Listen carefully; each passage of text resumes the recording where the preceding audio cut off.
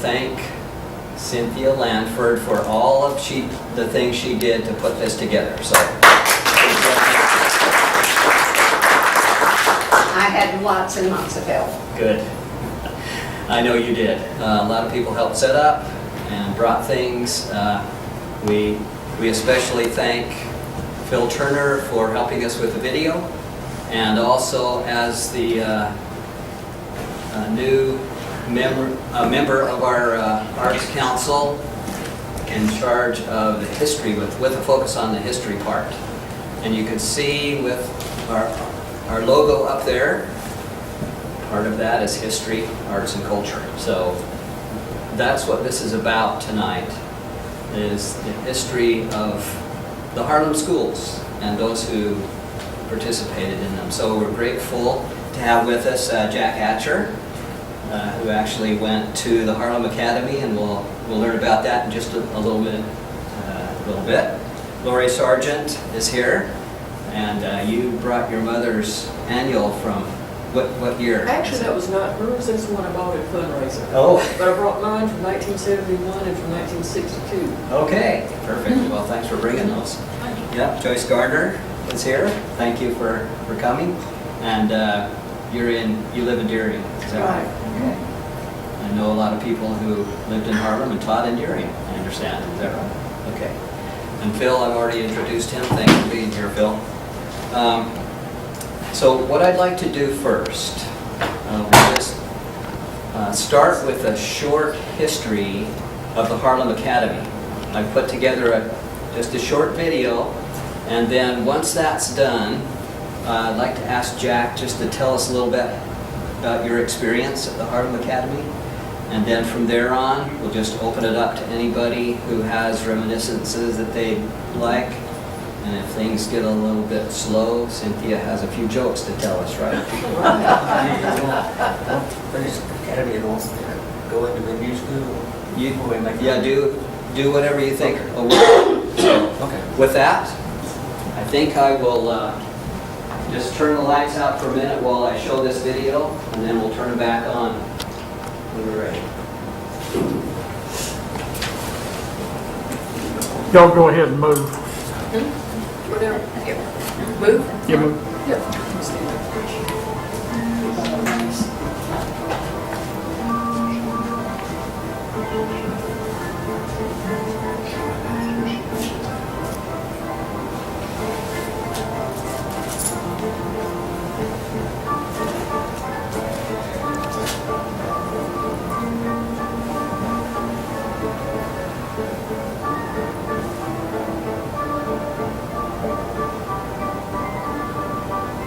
Notice the Hatcher name coming up already. Yeah.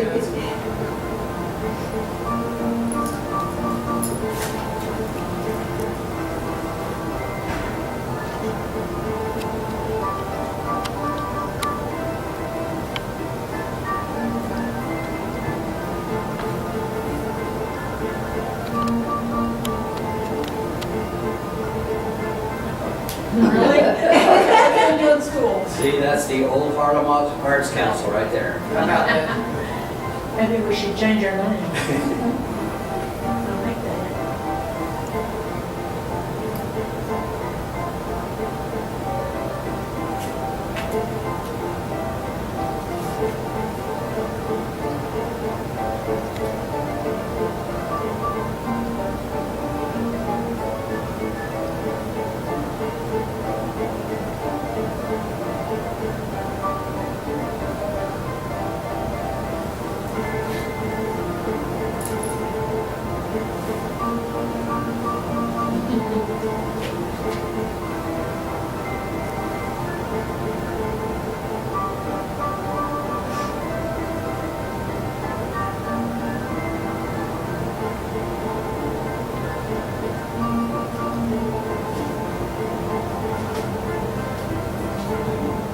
That's all I have on the history up to that point. Those were taken from articles in the Augusta Chronicle that they have online, their archives. And that is a photograph of the old school. Where was it Phil? located? It's not there anymore. It says, where was it located? Well, let's stop now and we'll have Jack tell us about that. Okay? The academy was located between the two churches, Harlem Methodist Church and the Baptist Church. Both churches were much smaller at that time, so there was more room for the school. I attended the first grade in the room on the far right facing. And at that time we had 3 classes, first, second, and third in each room, in one room. Then on this other side, they picked up there 4th, 5th, and 6th. The big boys, as we call it, were upstairs in the upper room. It was heated by pot-bellied stoves in each room. And the big boys, they got to fire it up. That was quite an honor. Nobody had to make them. They lined up. And we couldn't wait to get old enough to do it because I moved for it would reach that point. What grades were they? That would be 8th, 9th, and 10th. And I think it went no farther than 10 at that time, as best I remember. And of course we had an outdoor privy, and it was back of the building, and no modern conveniences at all. And if you wanted anything to eat, you brought in your lunch pail, because there was no such thing at that time of lunchrooms. And I was in that school from September to December, and in the high school, grammar school and high school was completed at that time, the one they just toned down. And I got to go there on my second half of my first grade, and that was all the kids walked. There was no buses to carry anybody, and to me, I felt like a big shot because I could walk. There were no major highways, and I was allowed to walk by myself all the way up to school. And we had a recess about mid-morning, and then we had an hour for lunch. And most of the children that lived in Harlem went home and ate at that time. And then we had to come back. The ones that from out of the country, they always brought their lunch. And usually most of them ate it at when we had our recess, because they didn't wait till lunchtime. And so most of us would carry something because we loved the country ham biscuits they used to bring from the country. And so we would bring something, the white bread, and we'd swap. And of course, it was at that time, teachers were held in great esteem. I mean, if you got in trouble with the teacher, there's no discipline problem. If you got in trouble with the teacher, you were in trouble at home too, because they supported the teachers completely. Probably one of the problems we got right now is because they don't support the teachers. But I think that the discipline we got didn't hurt anybody. It did a lot of good. At least we had respect. We had, of course, in the new school, we had indoor plumbing, which we were real thrilled with that. And we also had central heating. We had those old radiators, and Uncle William was a janitor, and he would start the fire about the time we started school. So the first half of the day you froze to death. The second half of the day you had to open the windows because everybody was roasted. So it wasn't exactly as the best in the world.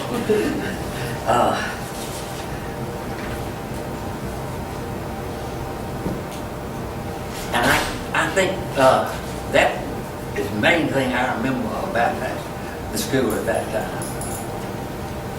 This may not have happened during school hours, of course, but I never, ever get tired of hearing you tell about the first car in Harlem when it was delivered by rail.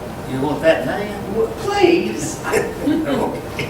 I think everybody's heard it, doesn't it? Well, Not me, I never heard it. no. See, I bet you there's some people in here who Okay. haven't heard it.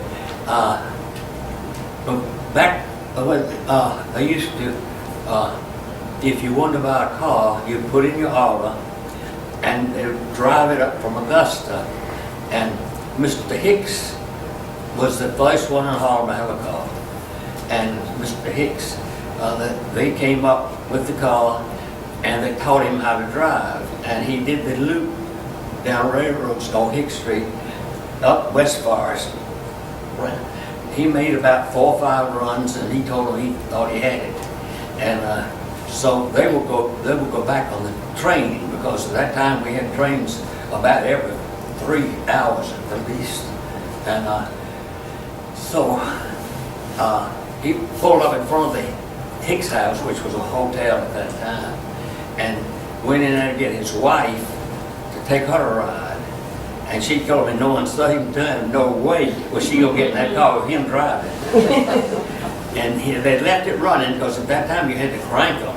And so it was sitting at that, so he got in, and all of the kids in town, on bicycles, on horses, whatever, they followed him. He started. And as they go around, everybody had heard about it. Everybody was excited over the new car. And as people would be on the front porch and they'd wave at him, and he'd wave back. And this goes on, and finally the group that was following him just gave up. And he kept going round and round. And so they wondered what in the world was wrong. So he yelled as he came through town, "Get Joe Hatcher! I don't know how to stop this damn thing." So they looked for Joe Hatcher, and as usual, nobody could find him. So then they asked, "Get Frank Perry." Well, Frank Perry ran the livery stable. And Frank Perry came up on his horse, and he rode side by side with the car and leaped from the horse into the car to the chairs of everybody. Like a cowboy. Indiana Jones. And he brought it to a halt.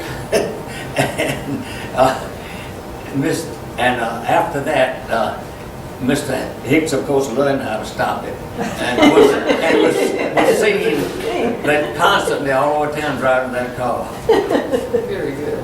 Thank you for sharing that again. Question about your school break and maybe what you did during recess besides having lunch. What kind of things did you play, or did you bring from home, or?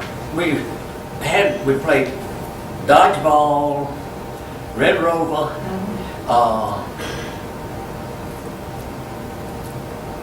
let's see what else we played. Those were the 2 I remember. And we had relay races, and they insisted that we do exercise. I mean, you didn't go out there and sit. They wanted you to, the teachers were out that weekend, they wanted you to exercise. Did you play marble? No, I don't remember. That we did a lot of, but not in school. Not at school. And Probably couldn't bring them to school. And I think if they brought them, they'd been juggling in the pocket the whole time and get in trouble. But I think volleyball and Red Rover and the races were the main things. What about the little girls? Played the same thing. Played the same. And Usually they want to go in the bushes and make a little house. And no, this was co-ed. They played on the same team in volleyball, the races and whatever. that was, In fact, some of the girls were lots faster runners than them all. What year did you graduate from Harlem? Gosh. 38. Okay, well, that sort of leads us to the next person in your genre, and I don't know, what year did you graduate? 57. I was born in 39. Well, I feel when they were that quickly, didn't I? I had a quick question on your books. Thinking about kids today where they have to carry backpacks to take their books to school, what were your books like?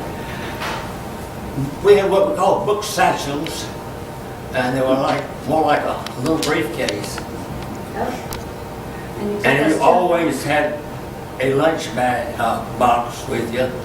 And the ones from out in the country had big lunch boxes because they brought their donut and their snack for recess because we had to eat all of them. Did the kids from the country, how did they get here? Obviously, they didn't walk. No, they were busted. They were busted. I think Gladys is gonna take us from, I'm Gladys, I'm so sorry. Come on, Gladys. Don't you dare. Joyce is gonna That's take fine. us from there, because she knows a lot about the busing situation, don't she? Well, you ready for me? Please. I'm Joyce Gardner, and I got my education in McDuffie County. I went 8 years to Deering and 4 years to Thompson because we lived in a situation that they rerouted the bus, and I went to Thompson for 4 years, and then they decided that wasn't a good decision, so they rerouted it again, but we had moved by then. And I ended back up in Deering, so I graduated in 1957. And I'm sure y'all are all familiar with the big city of Deering. It's that little city between Thompson and Augusta. And the beautiful brick classic building that sits up there on the Augusta Highway, that was the 4th school for the Deering community. 2 of the previous ones were destroyed by fire. In 1938, the building and the adjoining gym were built during President Roosevelt's New Deal, WPA era. And I think they're just classics because they're still vital to our community. The main school building is owned by the Board of Education, but it's leased by, let's see, the CRSA division of RISA. And I had RISA written all out, but that's too complicated. I thought I wouldn't go into details about what RISA is. It's some kind of educational think tank. And but they're so gracious, and they let us use the auditorium when we have our school reunions. And I'm telling you, the first year we went back in there, those seats have just shrunk. They got so much smaller. And the gym is owned by the city of Deering, and it's used in the community, like for GED classes. And it's one of the 2 election sites now in McDuffie County. They've consolidated most of them, so it's a polling place. And we use it for our school reunions and for other community activities. The school building, as you went in the front, the elementary was on, all grades were in the same building, and were on the right, and high school was on the left. And in the middle, that was kind of like a no man's land. And whoa, you didn't dare go across that from the elementary side. And then I worked all week on that, and I thought, yes, we did, because the restroom was on the other side. It was on the high school side for the girls, and the boys was on the elementary side. So there had to been some action there, but not very much. It was always separate. And, well, you know, Deering was a rural area, and most students rode the school bus. I cannot recall hardly anybody who ever had a personal car to drive to school. We all rode the school bus. School began around Labor Day in September because some students were needed to pick cotton to get the crops in. So a lot of them didn't come to school until after Labor Day. And a lot of them came barefooted. A lot of kids came barefooted until cold weather because, you know, they just didn't have them. I'm going to tell you some memories. One of the favorite teachers was Mrs. Ruth English Neal. She was a 6th grade teacher, and she had a board of education of her own. She walked the halls with that board of education, and woe unto anybody who was out without permission. And it didn't matter if the boy decided to duck into the boys' restroom, she went right in. She meted out her punishment, and she carried on. She was one of our most loved and respected teachers. She was a great teacher. In fact, whenever we have reunions, somebody always has a favorite Miss Ruth story. Right, Billy? They always have a Miss Ruth story. Years after she retired, some of her former students built her a wood frame home in just a matter of days. because they loved her and they respected her that much. I don't have a Miss Ruth story because I went to Thompson that year. Some people thought it was to avoid her class, but it wasn't. Like I told you, the school board decided to rewrite the bus route. But one of her students, Jerry Smith Fitzgerald, so y'all probably know Jerry, she's in my class of 57, she said, we walked the chalk line on the day Miss Ruth wore her black skirt and black sweater. Now, I don't know what that entailed, but they had gotten to a routine that when Miss Ruth wore that outfit, she was in a foul mood. Mr. John Wood was a school bus driver for my dear beloved bus 7. Rode it one of the years I went to Deering. He was my neighbor, but that didn't give me any slack. He was a strict disciplinarian. Seated was segregated, the boys on one side and the girls on the other, and never the two would mix. All he had to do was roll his eyes up in the rearview mirror and you could hear a pin drop. But needless to say, we all got to school safely and on time. And then we had Mr. W.M. Patrick. He was a principal teacher, and he was only 30 years old when he came to Deering in 1955, and we thought he was ancient.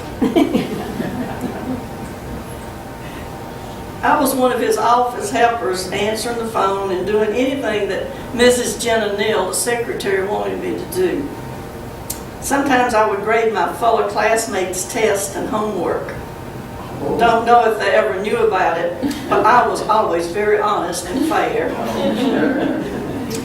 School activities, we had a beta club, debate club, FHA, FFA, chorus, drama plays, boys and girls basketball, baseball. But the football glory was left to our sister high school, Thompson. They were afraid we were going to beat them. Highlights of the class of 51 and 52. That year, the Deering basketball club placed second in the CSRA basketball tournament. And I remember those tournaments, they were held at the Bell Auditorium in Augusta, and they bussed us down there to cheer on.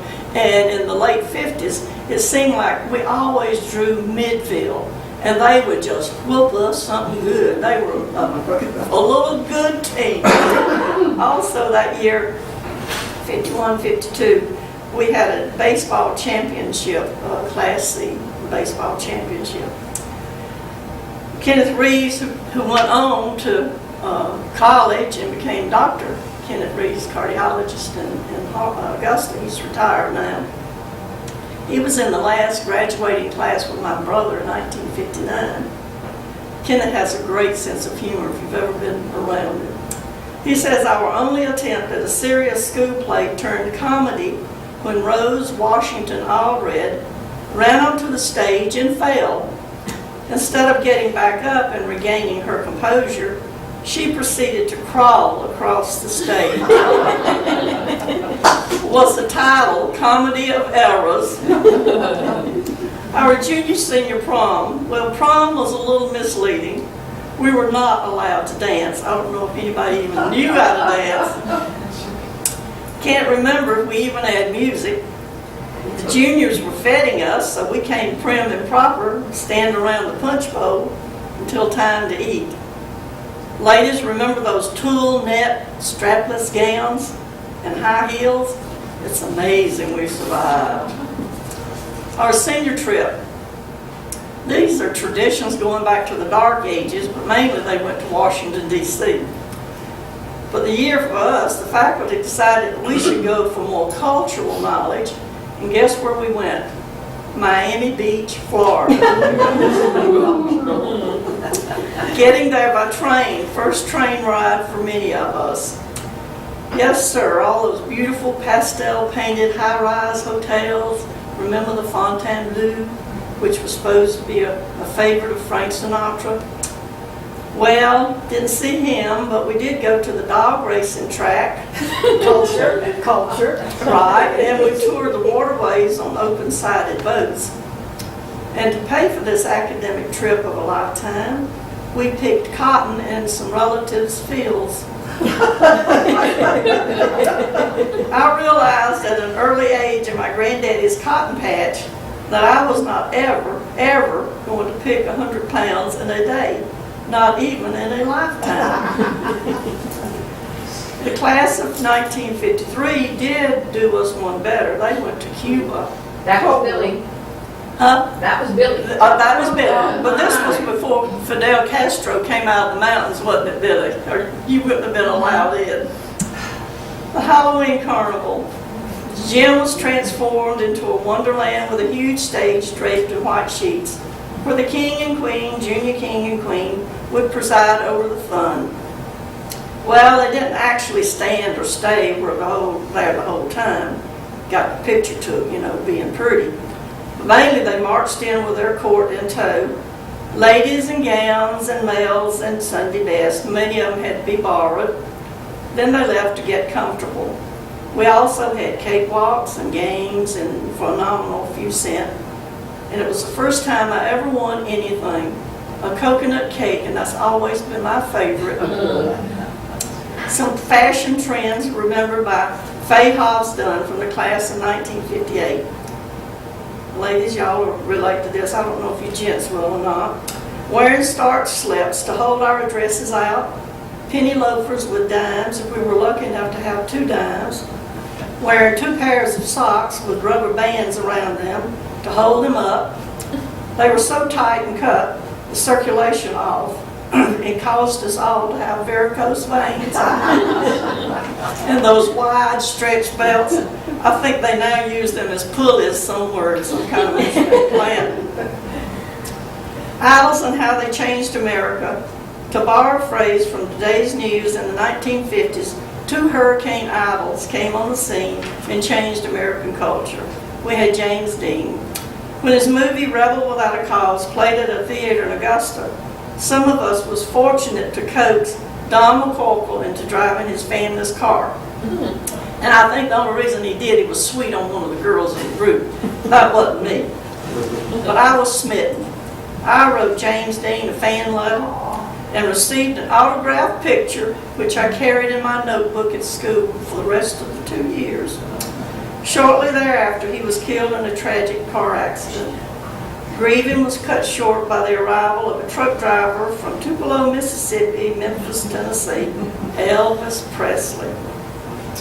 One of the regrets of my life is not going to see him. In his 1956 concert in Augusta, I couldn't beg anybody to drive me. However, for our 2002 reunion, Dr. Ed Grisham, who was the county school superintendent / Elvis impersonator, and I think the Elvis impersonator was his main job. He was good. You wouldn't have believed it. Performed, and he called me down by his side while he serenaded me. I thought I had died and gone to heaven. I even took the red scarf off his neck.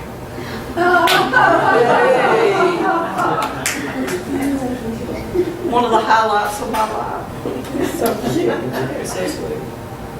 One thing we all agreed on, our favorite meal in the lunchroom during my elementary years, the lunchroom was a separate building in the front part of the county cannery. The cannery had big cookers and was full of all kinds of machinery. On rainy days, buses carried us back and forth. Almost to a person, we all agreed that we loved Mrs. Mildred Houston's, and it's Houston, not Houston, Wednesday lunch of vegetable soup, peanut butter jelly sandwich, and apples. We didn't realize that soup was probably made from leftovers from the days before, but we loved it. When Miss Mildred retired, I hope they prepared our favorite meal in her honor. Our Dearing School alma mater was written by Mrs. Martha Hardin Culpepper, who was our 4th grade teacher.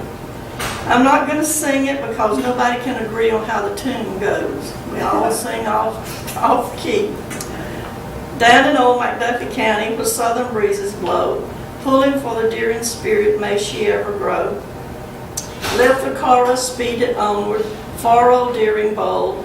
We're pulling for the Dearing standard, the purple and the gold.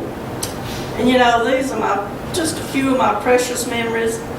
And I swore never ever to return to that school after graduation. But you know, those years were the most formative in my life, and I have such sweet memories. Like Bob Hope, I always think, thanks for the memories. Oh, yeah.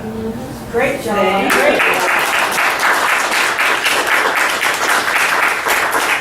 I would just like to say, you Dearingites let us use your tennis courts long before Harlem had tennis courts. Oh, We played many a game of tennis up there.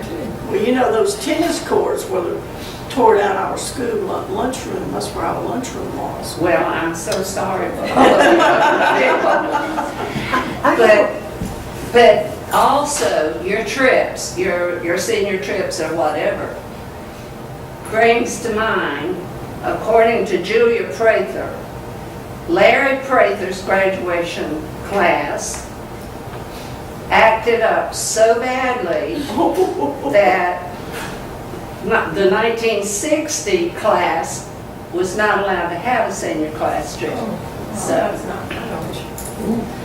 And I will quickly sit up here by Jack because I guess I'm coming up next. Let me say one thing. You know, everybody knows me, knows I can put in my 2 cents worth. Sure. Billy was the first class to graduate through 12th grade in Dearing. And of course, in 1959, they moved it to Thompson. But his sister only had to go, his sister's only with 11 years. And she's 2 years older than he is, and she only had to go 11, and Billy had to go 12. Not that he Not needed an fair. extra year. And there was only 11 in his class that went to Cuba. And they took with them, I don't know whether y'all know Sammy Kelly from Dearing that was handicapped. And so they took Sammy with them. But the boys would hang on to him, you know, and help him around. And the first time Billy carried me to Dearing, they were playing our, what would you call it, roller skating in the gym. And Billy took me, and Sammy said, Billy, or Satch is what his nickname is after Satch, because Billy pitched ball. And he said, Billy, help me up the steps. And Billy says, I ain't got time to mess with you. I got my girl with me. And I thought, next time he takes me back, when I get back to Augusta, he won't see me no more. But then he said, hold on a minute. And he walked Sammy up. And from then on, Sammy called me his girlfriend until, you know, as long as he lived. Well, Gladys, you're not the only one. I went to church with him and he thought I was cat's meow. Did he? Oh, I'm so jealous. I didn't know Didn't that. he, Judy? You too. Yeah. I have verification here. Yeah. I have what Billy, you have something you want to say? You can call me a newbie, but what is a cakewalk? Oh, they put a circle on the gym floor and divided it off in numbers, and they played music or something and counted. And when they said stop, you had to stop. And if you wanted the winning number, if you want, like you won a cake. Oh, so that's something, I never did know that, so now I do. Oh, Thank you see for what you enlightening me. And that was one of the favorite ways of raising a little money. Yeah, Oh, yeah. cool. And the kings and queens had to raise money, and I think that's one of the reasons I was never chosen. Oh, yeah. I like musical chairs. Yeah, it is. Well, my name is Cynthia Lanford, and my family moved here in 1952. And Miss Eva Bell Giesling was my 5th grade school teacher. Lovely, lovely Southern lady, down to her lace handkerchief that was always tucked into her bosoms. And she was far too kind to most of us. And there was only one time that I got in trouble with her. And that was when our school nurse, who was Miss Eunice Moore, formidable lady, when she grabbed our little arms to give us shots, it looked like she was grabbing little toothpicks. And being, my dad being in the Army, of course, we had our shot records. It had to be up to date. And Miss Eva Bell lined us up to go into the auditorium to get our shots. And I waited till her back was turned, and I slipped out, and I ran all the way across Harlem down 221 to Mother. because I knew I didn't need a shot, and I was definitely not going to get a shot if I didn't need it. So my mother brings me back to school with my shot record, and all was forgiven that time.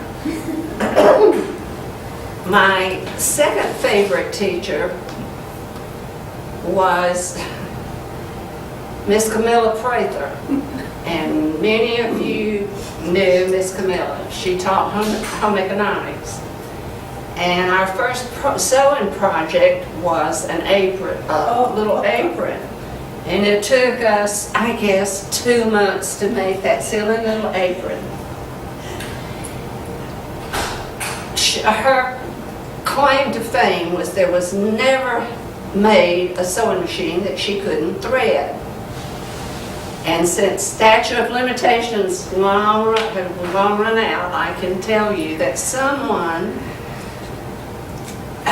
during lunch hour one day took some clear fingernail polish and painted over the eyes of all the needles. So when we all came into class, she is just going wild trying to thread all of these machines and just couldn't. But as kind as she was, she never asked who did it and never punished anybody by keeping us in from recess or whatever. She just replaced them with new needles. My 7th grade school teacher was Miss Sue Whidden. And that was when that 7th grade was upstairs above the gym. So all day long, with the heat rising and just killing you, you heard the basketballs dribbling downstairs while the basketball team, and their pictures are up there, played basketball. Miss Sue Whidden was probably my star teacher, and we lost her a couple of years ago. She was an absolute jewel. But unfortunately, I did not get to graduate with this class because my father was military and we had to leave. But I had lots of good memories and precious friends here. And it's nice to recognize names from your group of friends too. So Lori's younger than I am, I guess I'll pick it up from 1958 to 71. I'll say greetings from 1971. Way back then, Nixon was president. Cokes were 25 cents. You could mail a letter for 5 cents, and a hard drive. That was that back road to Grovetown. Things have changed. But I went there all 12 years, and we were I'm going to call it the first and the last. We were the first class to be completely integrated, the last one to go on the same campus. And we began at Labor Day also, and got out the first week in June. Probably again, maybe not so much the cotton picking, but we didn't have any air conditioning. That's probably a better time. And the old school was still there. We used the auditorium and the lunchroom until they built the new one. And the old school building was still there too, part of that. But we used it was a band room in the 6th grade with Miss Catherine Sacks. I remember the heat was not that good either. No. But first grade, I had Mrs. Frances McGahee, and I remember she drove that little Volkswagen just forever. I don't think she ever got another car. And if I didn't walk to school, again, I was in town, I didn't have a choice. Either I walked or my grandfather drove me. But it was only 2 blocks, so that was, no big deal. And it could be dangerous. On the way in one time, I got hit in the face with a softball because the kids were out there playing. And somebody go, look out, and just think, wow. But anyway, and the teachers, they, like Jack said, they could spank us and paddle us, and the parents really didn't complain that you'd probably get one when you got home. That was not a deal. And lunches, I thought about your vegetable soup. We had vegetable soup and peanut butter and honey sandwiches. That was my favorite.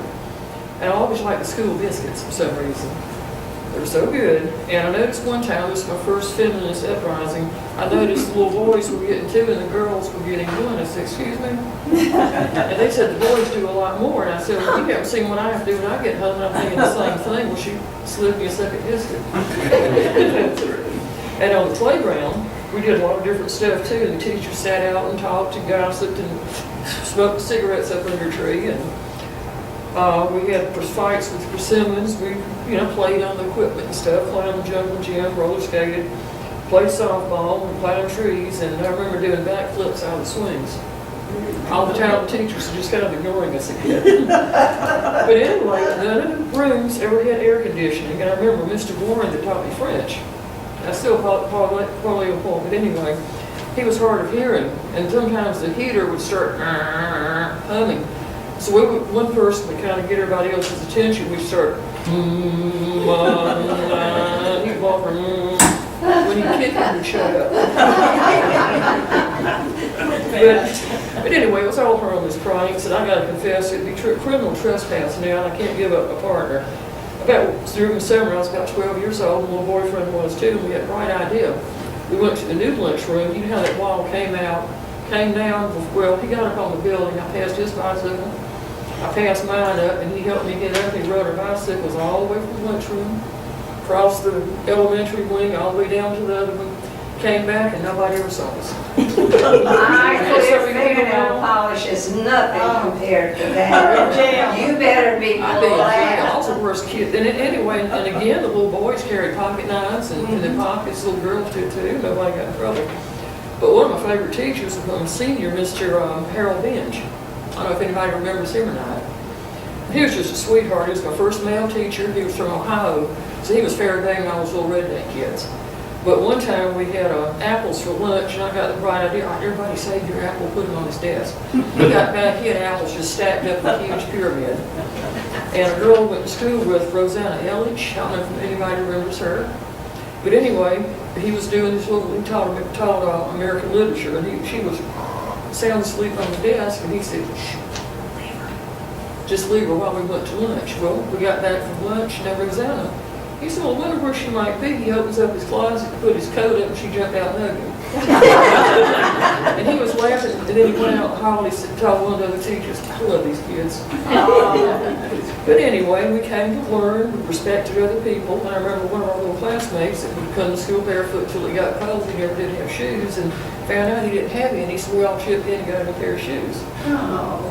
And the old gym, I remember being there one time for PE, and we faked doing side straddle hops. You just go, 1, 2, 3, 4. Well, Coach Whitfield finally looked out the window, and we got to do more of them. And Ms. Lampkin, the librarian, and her sister and I became really good friends after I moved to Washington, Georgia. She was a sweet lady. And let's see, we didn't have computers, but we had a bunch of books. Didn't have cell phones. I think I said earlier, lunch was 50 cents to $1. And good times and bad times. In '63, we heard about the Kennedy assassination. I remember one little boy just cheered, and one little girl threw her head down and sobbed. This is a strange thing, and they told us that you're living through history, trying to remember this. And there was real fierce atomic war back then. It could be now, but anyway, but we made it. And that's all I got to say about that. We made it.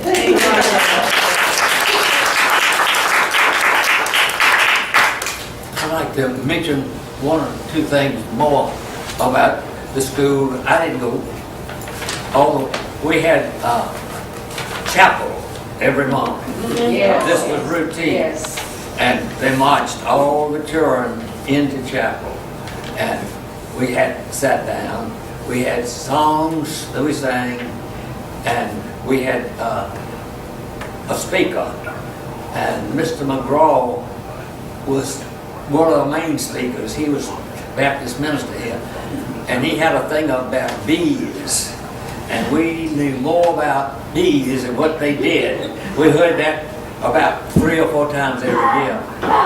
And then we had, we'd go back to our class and go and start our school again. I just wanted to mention the fact, because chapel was very important at that time. Yeah, we did too. I think we did too. Yeah, when I graduated school, we always had prayers before class. And said the Pledge of Allegiance too. Yes. I don't know if they do that now, but I always Couldn't tell you.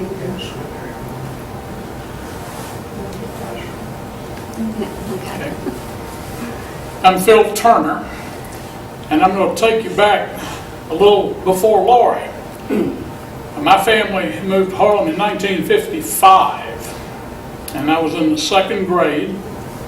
Mrs. Connor's second grade. But I need to tell you that before coming to Harlem, I attended the first grade in Bloomington, Indiana, where my dad was in graduate school.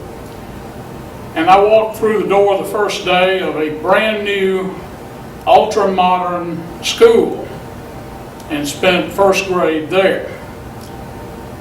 It was opened the day that I walked through the door the first time. So when I got to Harlem, it was a different experience Oh, yeah. coming into that school, but it didn't particularly bother me at all. It was just very different. We had rough wooden floors, and Jack, I kind of remember the radiators, but I also remember a big potbelly stove sitting in the middle of the floor that Jenkins, the janitor, brought coal for. And there were two boys in my class that were barefoot. And I remember who they were until it turned cold. Then I went into Ms. Marion Bond's third grade class, and not long after third grade started, what was then the new school that has just been torn down was built, and all the third grade big boys and girls picked up their desks and moved them right out of the school and over into the new third grade room in the new school, like a little parade of ants, and everybody did that. I also remember on the first day that we went into that school that we were invited, and I guess it was just the boys, I don't remember the girls, but we were invited to run around the school. And I remember doing that in a big cloud of dust, which lasted the rest of the day for us, I imagine.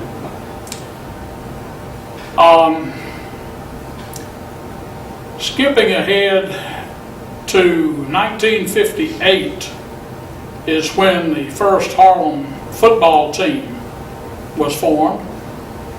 And Harlem had its one and only, that I know of, parade that day, that evening. Before the football game, we lined up down the Thompson Highway. And I was in the Cub Scout troop.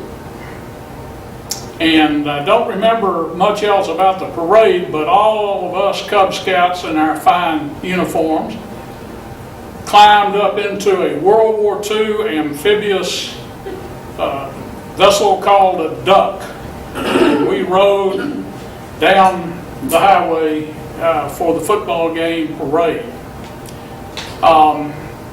Other exciting things about having a football team was that on Saturday morning after the Friday night game, a few of us would run down to the football field and pick up a treasure load of change that had been dropped out of pockets the night before, and we found riches, dimes and quarters and nickels and things, and we got candy and whatnot.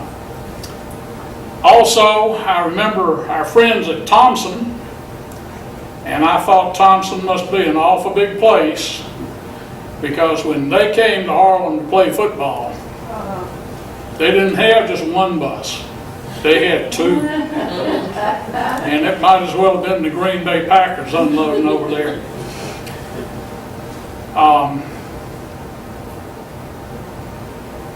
I had Mrs. Sue Whidden also, as did my wife Jean.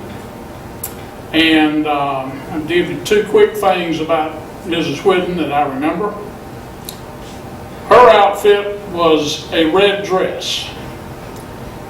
And you were always very mindful in Mrs. Sue Whidden's class, no matter what she wore. But when she wore the red dress,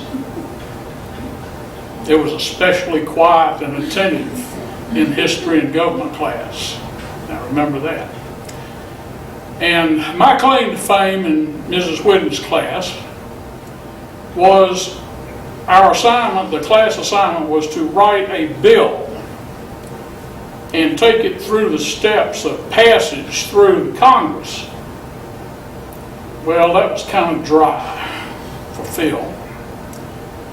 So I thought about it in study hall and decided my bill would be a bill for the passage of polygamy in the United States. The legalization of Legalization of polygamy. And so I wrote it up, and the only thing that I really remember about it was it passed on a voice vote that did something like $30,000 worth of damage inside the halls where it was voted on. And she took it to the principal, and he read my treaty, and that I remember. But Mrs. Whidden was an outstanding teacher. And he got an A. He didn't get paddled. Unique topic. Was there corporal punishment? I never saw any corporal punishment during my time in school. It was still a time that corporal punishment was enforced, but I can't recall ever seeing it. I'd like to say one thing about Mrs. Whitman. She taught me, and she was alive till 2 years ago.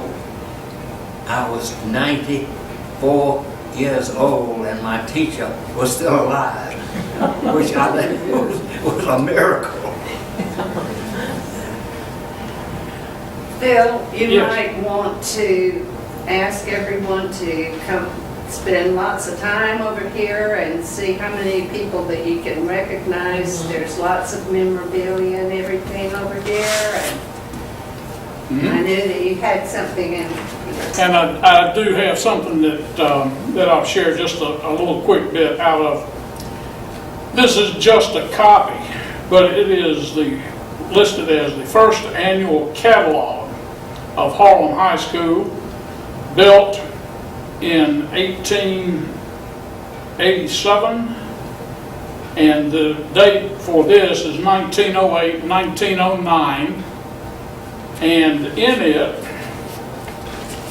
are listed, the senior class is listed, any of you who knew who Nanny Mama was, Ms. Nanny Hunt, was listed as a senior, and her name as a senior was Nanny.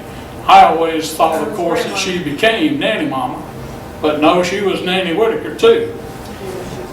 This is a very interesting document. It has the board of directors. It has the method of study for all grades 1 through 12. It lists the people who were graduating, including Jack has pointed out to Miss John Williamson, whose paper I used to deliver. There were just 2 in that class graduating.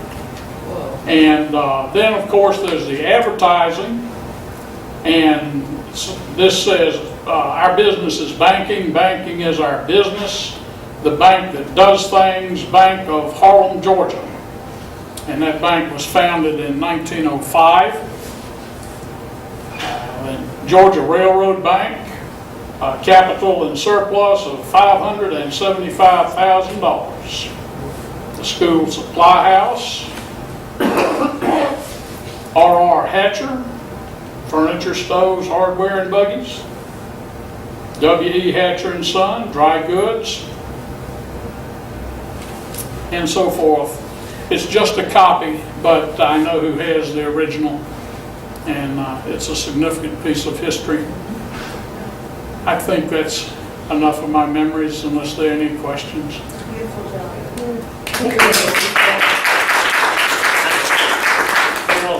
Phil, I think the one thing we've all skipped, and that is the Harlem during the, I'm trying to figure the period, but anyway, had an outstanding men's basketball team. And we won the CSRA tournament almost every year for quite a few years. It was when Tom Whitfield was coaching. And if we'd had a fire in Harlem on a night of a basketball game, if it was out of town, it wouldn't be a soul to fight it, because the town followed them. They went all over the country following those teams. And, Jack, you're gonna wanna look at these pictures and some of the things on the board over here. About basketball. Uh-huh. I was gonna say, I remember too, the night the gym burned down, I think it was close to Christmas, wasn't it? But we were in Augusta shopping and came back toward Harlem, as we got closer and closer, you could see the fire. And my mom said, that is just too close to where the house is. I didn't believe it, but it was a block away from our house. And it was gone by the time we got there, but that was a big loss. Well, I certainly want to thank all of you speakers and presenters and My mom was one day, she had the uniforms. Oh, really? Really? In a regular school or? He has a fit in one of those. Interesting. She's a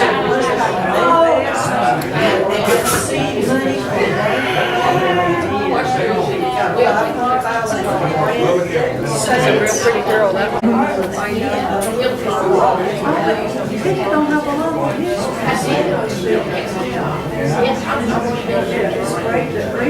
So it really not be that. Yeah, I don't think my yearbook has a.